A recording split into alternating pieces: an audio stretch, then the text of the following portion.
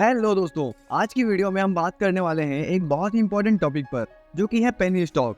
किसी की बात सुन के बहकावे में आके लोग अक्सर इसमें इन्वेस्ट कर देते हैं और कुछ लोग अपना फायदा बना लेते हैं और बहुत ही ज्यादा लोग अपना नुकसान बनाते हैं। ये पेनी स्टॉक का मतलब होता है कि स्टॉक मार्केट के सस्ते शेयर्स, 1 रुपए, 2 रुपए या फिर 5 रुपए में मिलने वाले शेयर्स। और ये जो सस्ता वर्ड है ना, ये हम इंडियन को आज भी बहुत अट्रैक्ट करता है और काफी सारे यूट्यूब चैनल बहुत सारे पेनी स्टॉक्स को इन्वेस्टमेंट के लिए लगातार रिकमेंड करते रहते हैं। तो आज हम प्रैक्टिकली ये जानेंगे कि पेनी स्टॉक्स में इन्वेस्ट करना चाहिए या नहीं, अगर करना चाहिए तो क्यों, और अगर नहीं करना चाहिए तो क्यों नहीं। हम दोनों ही सिचुएशंस को आसान भाषा में डिस्कस करेंगे, तो इस वीडियो को पूरा देखिएगा, क्योंकि इसके बाद आपके कुछ ऐसे मिथ्स क्लियर हो जाएंगे जिससे आने वाले टाइम में आप स्टॉक मार्केट में होने वाले अपने बड़े लॉसेस से बच सकेंगे। So without wasting any more time, let's get started. आइए इस पेनी स्टॉक्स के बारे में 4 बातें देखते हैं। देखो, सबसे पहली बात, यहाँ चाहे शेयर मार्केट हो, चाहे ग्रोसरी मार्केट हो, चाहे सब्जी की मार्केट, इन सब में एक चीज कॉमन है, वो है प्राइस। अगर कोई चीज सस्ती है तो उसके पीछे कुछ ना कुछ रीजन जरूर होंगे, वो इतनी सस्ती क्यों है। ठीक उसी तरीके से अगर कोई शेयर आपको 1 रुपए का मिल रहा है, ऑब्वियसली सस्ता है, लेकिन क्यों? ऐसा हो सकता है कि उस कंपनी में कुछ गड़बड़ हो, फाइनेंशियल ही ठीक ना हो। ऐसा भी हो सकता है कि कंपनी पैसे ही ना बना पा रही हो, क्योंकि शेयर मार्केट में किसी भी शेयर का प्राइस इस बात से डिसाइड होता है कि बाकी इन्वेस्टर उस शेयर को कितना पसंद और कितना नापसंद कर रहे हैं। बड़े बड़े म्यूचुअल फंड इंस्टीट्यूशंस और विजय केडिया जैसे दिग्गज इन्वेस्टर जो हर टाइम किसी अच्छे मल्टीबैगर स्टॉक को अपने पोर्टफोलियो में डालने के लिए कोशिश करते रहते हैं और ढूंढते रहते हैं। और अगर ये बड़े बड़े दिग्गज investors, mutual fund experts, mutual fund managers, जो कि ऑब्वियसली चाहे रिसोर्सेज के मामले में हो, चाहे अच्छी नॉलेज के मामले में हो, हमसे ज्यादा बेहतर हैं और हमें इस बात को एक्सेप्ट करना चाहिए। तो अगर इन पेनी स्टॉक से 1 रुपए का 15 रुपए या फिर 20 रुपए बनाना इतना ही आसान होता, तो फिर ये बड़े बड़े म्यूचुअल फंड मैनेजर अपना पैसा HDFC bank, LIC, Infosys, Reliance जैसी महंगे शेयर्स वाली कंपनी को लेकर इतने इंटरेस्टेड ना होते। लेकिन आजकल के यूथ को यूट्यूब या फिर सोशल मीडिया पर लोग धड़ल्ले से पेनी स्टॉक्स को रिकमेंड करते हैं, क्योंकि उन्हें भी पैसा बनाना होता है। तो जो आपको देखना पसंद है उसी से रिलेटेड वीडियोस बनाते हैं, और ऐसे ही वीडियोस बनाने वाले अक्सर इन स्टॉक्स को ऑपरेट करते रहते हैं और लंबा मुनाफा बना के जाते हैं और आपका पैसा फंस जाता है। क्योंकि आप खुद ही सोचिए, अगर किसी को पता है कि ये स्टॉक्स आने वाले टाइम में 15 से 20 गुना का रिटर्न दे सकता है, तो फिर वो यूट्यूब पर मेहनत कर ही क्यों रहे हैं। सिंपल सा घर पर बैठे 1 रुपए का 20 रुपए बनाएं।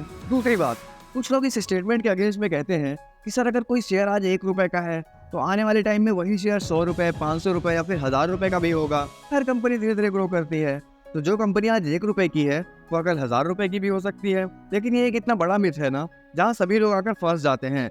ऐसा बिल्कुल नहीं होता, क्योंकि मार्केट जो है ना, ये देखकर किसी का प्राइस डिसाइड नहीं करती कि ये कंपनी कितनी छोटी है, बड़ी है, या फिर वो कितनी नई है या फिर पुरानी है।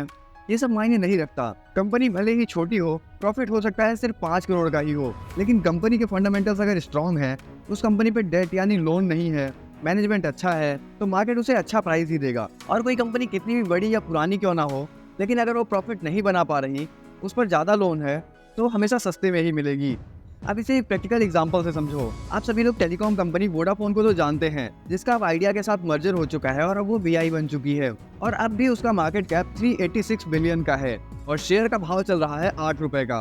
वहीं एक कंपनी है नेस्को लिमिटेड, जिसका मार्केट कैप मात्र 48 बिलियन का है। लेकिन व्यापार भले ही छोटा हो, लेकिन फाइनेंशियल्स को मजबूत रखने की वजह से शेयर्स का प्राइस 688 रुपए पर ट्रेड हो रहा है।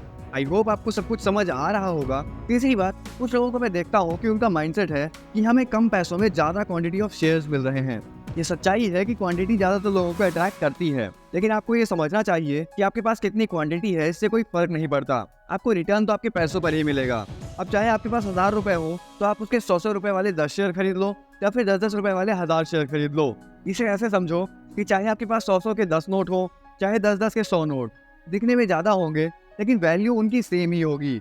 अब कुछ लोगों को लगता है कि सस्ते शेयर्स का बढ़ना काफी आसान होता है और ये काफी तेजी से बढ़ते ही रहते हैं, तो ये भी एक मार्केट का बहुत ही बड़ा मिथ है। एग्जाम्पल के लिए, आज से ठीक 3 साल पहले मार्च 2020 में MRF का शेयर 56,000 रुपए के प्राइस पर ट्रेड कर रहा था, लेकिन आज वही स्टॉक 1,08,000 रुपए में मिल रहा है, यानी कि 3 साल में ऑलमोस्ट डबल। तो आपको ये चीज समझनी चाहिए कि अगर कंपनी अच्छी है, फंडामेंटल्स मजबूत है, मैनेजमेंट बढ़िया है, तो प्राइस चाहे जितना भी हो वो बढ़ता ही चला जाएगा। और कई सारे ऐसे 1-2 रुपए वाले शेयर्स हैं जिनको सालों से देखा जा रहा है, वो हिल तक नहीं रहे हैं। और अब सबसे ज़रूरी बात यह है कि आपको ये समझना चाहिए कि अक्सर जो शेयर सस्ता आपको दिख रहा है, वो महंगा या सस्ता उसके दाम से डिसाइड नहीं होता। जैसे कई बार 100 रुपए का शेयर भी बहुत महंगा होता है और 10,000 रुपए का शेयर भी सस्ता हो सकता है। अब ये कैसे, आइए समझते हैं। एक कंपनी है ए जो हर साल 20 रुपए का प्रॉफिट कमाती है और उसका शेयर आपको 100 रुपए का मिल रहा है, यानी कि प्रॉफिट से 5 होने के दाम में। और वहीं एक कंपनी है कंपनी बी जो कि हर साल 500 रुपए का प्रॉफिट बनाती है और उसके शेयर का भाव 1000 रुपए का चल रहा है, यानी 2 गुने का। तो आप कौन सा खरीदना पसंद करेंगे? ऑब्वियसली कंपनी बी, क्योंकि हम 5 गुना ज्यादा पे क्यों करें, उससे अच्छा 2 गुने ज्यादा वाली कंपनी के शेयर्स को खरीदा जाए। तो ये मान लेना कि 100 रुपए का शेयर सस्ता है और 1000 रुपए वाला महंगा है, ऐसा नहीं होता। आपको अर्निंग को भी देखना चाहिए, जिसे हम पीई रेशियो कहते हैं, यानी प्राइस टू अर्निंग रेशियो, जिसे हम आने वाली वीडियोस में डिस्कस करेंगे। तो अभी तक वीडियो को देख रहे हो तो चैनल को सब्सक्राइब भी कर लो, आने वाले टाइम में फायदे में रहोगे। और कुछ शेयर जैसे एमआरएफ, आयशर मोटर, ये इतने ज़्यादा महंगे इसलिए हो जाते हैं क्योंकि ये कभी भी शेयर स्प्लिट नहीं करते और बोनस नहीं देते। वहीं इन्फोसिस जैसी कंपनी कई बार अपने शेयर्स को स्प्लिट करती गई और बोनस देती गई, नहीं तो आज इनका भी शेयर्स लाखों में होता।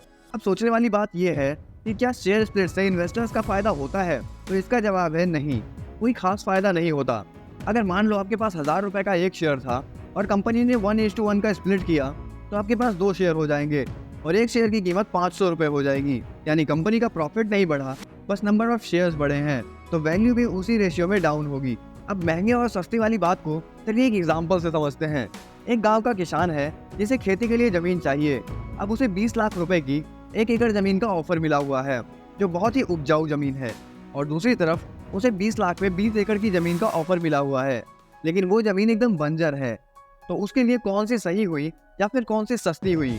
अब देखो, भले ही 20 लाख में 1 एकड़ ही जमीन मिल रही है, लेकिन एटलीस्ट उसमें किसान कुछ उगा तो पाएगा। लेकिन वही 20 एकड़ जमीन का क्या फायदा जब उसमें कुछ उगे ही ना? तो उसके लिए तो वही जमीन सस्ती हुई जो उपजाऊ है। वैसे ही कंपनी आपको 20 रुपए में मिले या फिर 20,000 में, देखना यह है कि उसके फंडामेंटल्स कितने स्ट्रांग हैं, उसकी क्वालिटी कैसी है और आने वाले टाइम में शेयर ऊपर जाएगा या नहीं। सो आई होप कि आपको वीडियो समझ आई होगी। तो वीडियो को लाइक करके प्लीज वो सभी लोगों तक शेयर कीजिए जिन्हें इसकी जरूरत हो, और इसी के साथ ऐसी ही वीडियोस डेली देखने के लिए हमारे चैनल को सब्सक्राइब जरूर कीजिएगा।